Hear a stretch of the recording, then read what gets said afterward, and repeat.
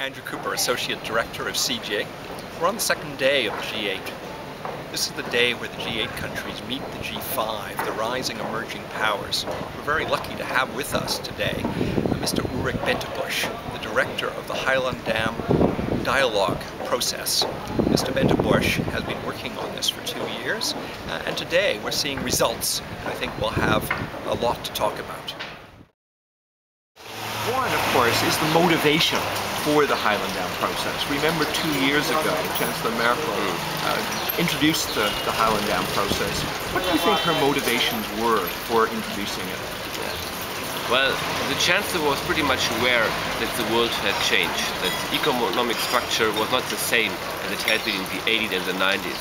So the G8 had to react. That was a key point.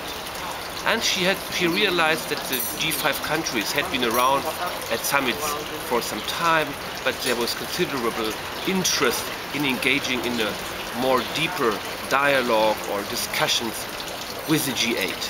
So that was a key element of the Chancellor's motivation. She wanted to progress on the international agenda. For her, it was clear that the global challenges we face, be it climate change, be it in the economic sphere, can't be solved without the involvement of the G5 countries. For people that don't understand the difference, this is not a negotiation process. It's a structured dialogue. Could you nuance what actually is a structured dialogue? Yeah. Well, you know, when you negotiate, governments have a position which is well coordinated at home.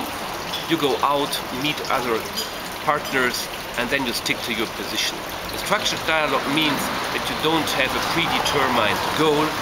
You negotiate an agenda, and then you start talking. The aim is to better understand each other, to build up trust and confidence. And for this you need a special atmosphere. Those who engage in the dialogue at the working level, they don't need reports at home, what they said, whether it deviates from the government position.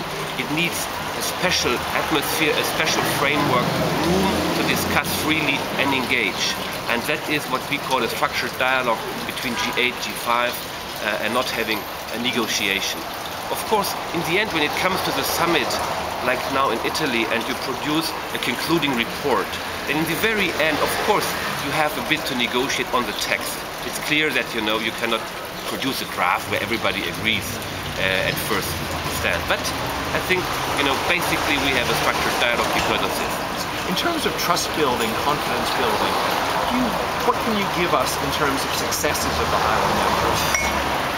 Well, look for example at our investment work.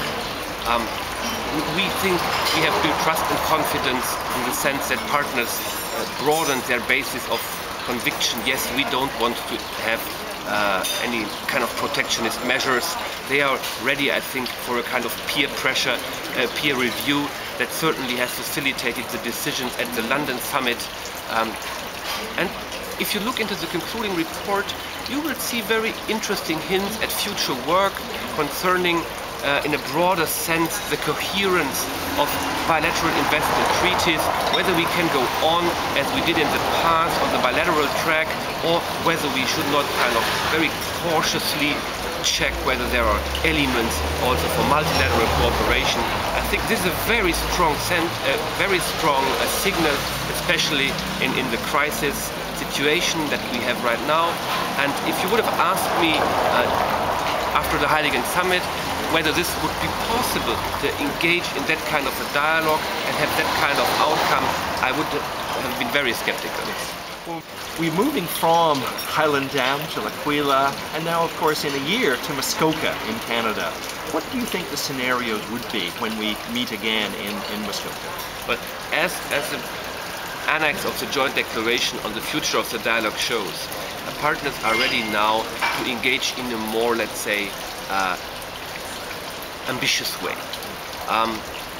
The first phase was building trust and confidence with no predetermined outcome.